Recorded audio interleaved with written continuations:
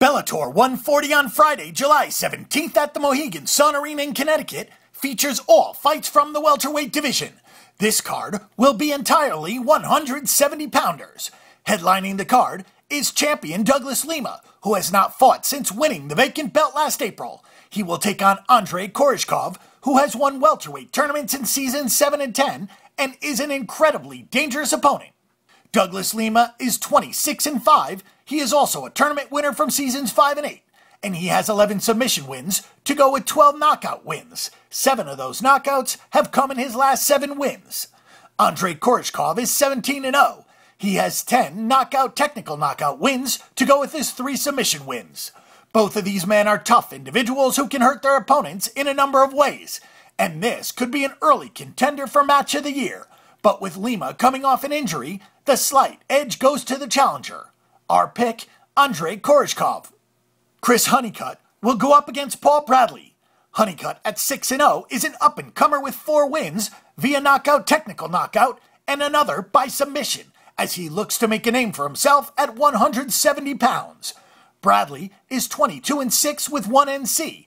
He was an All-American wrestler in college, and he has carved out a nice MMA career for himself. But he is 4-4 in his last 8 bouts, and might be little more than a gatekeeper at this point. Honeycutt, who is also an All-American wrestler, has to pass this test in order to move up to the next level. Our pick, Chris Honeycutt. Michael Page will take on Rudy Bears. Page, who is 7-0, is a kickboxer who has knocked out 4 opponents and has competed in world championships, but he can handle himself on the mat if he has to for now. Bears is 16-13. He has won 2 in a row after a miserable stretch in which he lost 6 of 11 fights. He has been stopped in 11 of his 13 losses. This probably will not last very long for Bears, as Page should cruise through this matchup. Our pick, Michael Page. Brennan Ward will take on Gavin Sterrett. Ward at 10-3 won the season 9 middleweight tournament, but lost in his shot at the belt to then champion Alexander Shlemenko. Then he lost to Tamden McCroy before beating Curtis Millender in his welterweight debut. Sterrett at 6-1 comes from Liverpool, England, and he has won 6 in a row since losing his pro debut, submitting 4 opponents along the way.